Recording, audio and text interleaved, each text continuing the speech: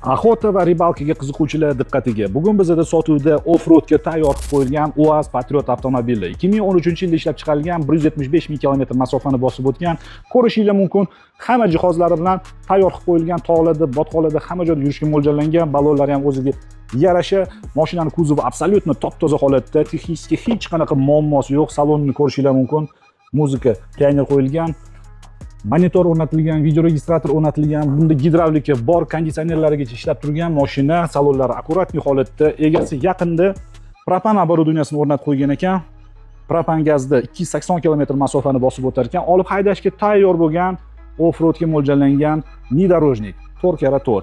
Bagaj mana bu joydan olinadi, zinasi ochiladi va bagajni bemalol ochib ko'rsanglar bo'ladi.